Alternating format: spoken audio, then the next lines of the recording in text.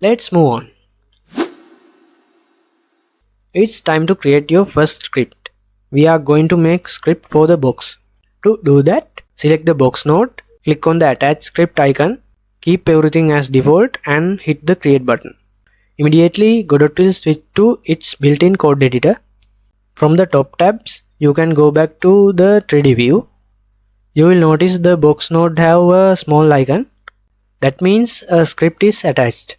You can click the icon anytime to open the script. Let's take a look at the code. As mentioned earlier, we are not diving deep into the code for this project. Just taking a quick look. Here, remove the pass line under the ready function and replace it with this. Then press Ctrl S to save your progress.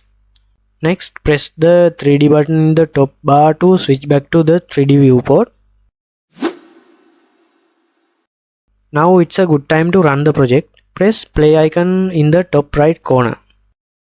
When you run the project for the first time, you will see this dialog. Just press select current. This will set our demo scene as the main scene of the game. You will only see this once for the first run. When you run the project, you will see this. So you are right, you can't see anything because we haven't had the camera yet. But if you check the console output, you will notice this.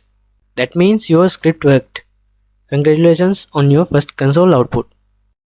You can close the game preview by pressing the close button or use the stop button next to the run button at the top right. Now let's add a camera. To do that, select the root node and press Ctrl A to open create new node window. Search for camera 3D and hit create. You will see camera node appear like this.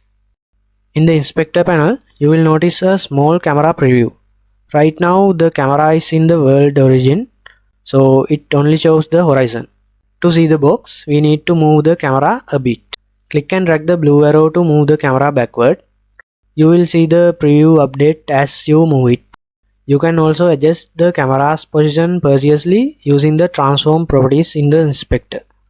That's useful for exact adjustments like moving 2 meters up, rotating 15 degrees or scaling 3x. Let's move the camera exactly 1.5 meters on the z-axis.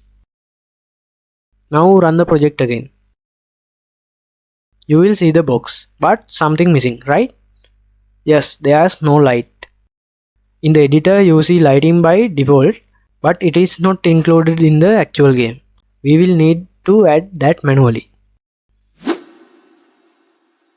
To add lighting and an environment, click the 3 dots icon in the top right corner of the viewport.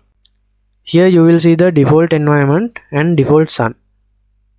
These are temporarily editor only helpers. To make them part of your game, click both buttons, add sun to scene and add environment to scene. You will now see new nodes appear in the scene panel. Now let's run the game one more time. So everything works beautifully. Congratulations, and you just got your first 3D scene running in Godot.